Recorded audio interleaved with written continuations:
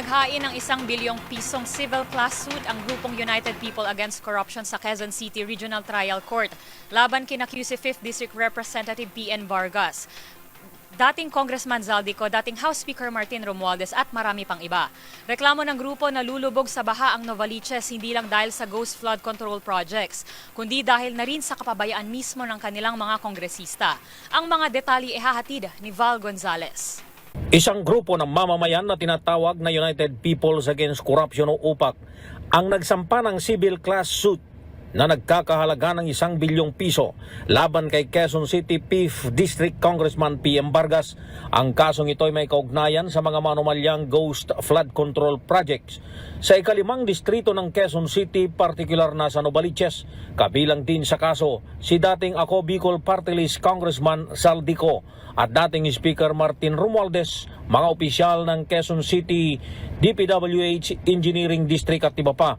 Ayon sa UPAC, bagamat gumastos na ng multi-million peso fund para sa mga proyekto, pero patuloy na nararanasan ng mga residente sa Novaliches ang matinding pagbaha na nagdudulot ng pinsala sa kanilang mga bahay, ari-arian at kabuhayan. Ang sinampahan namin ng kaso ngayon ay si PM Vargas sa District 5. Mayroon kaming patunay na nakinabang si PM Vargas sa mga projects na ipinapatupad sa kanyang distrito.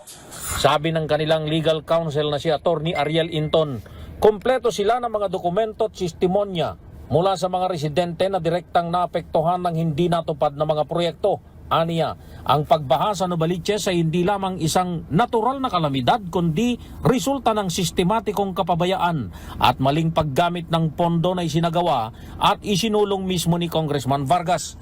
Ang kasong isinampa ay paglabag sa Article 19 ng Civil Code of the Philippines na nagsasaad na ang mga nanunungkulan sa gobyerno ay dapat kumilos ng may katapatan o honesty, isang bagay na nilabag umano ni Vargas, Co at Romualdez. Pero ang pinakamatibay na ebidensya ay yung tao mismo.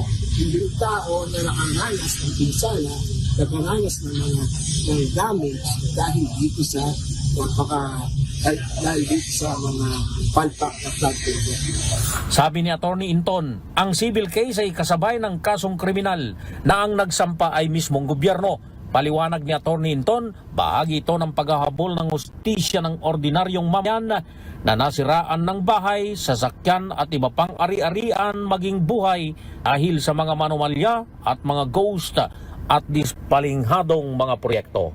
Para sa MBC TV Network News, ako si Val Gonzalez, DZRH, una sa Pilipinas, una sa Pilipino.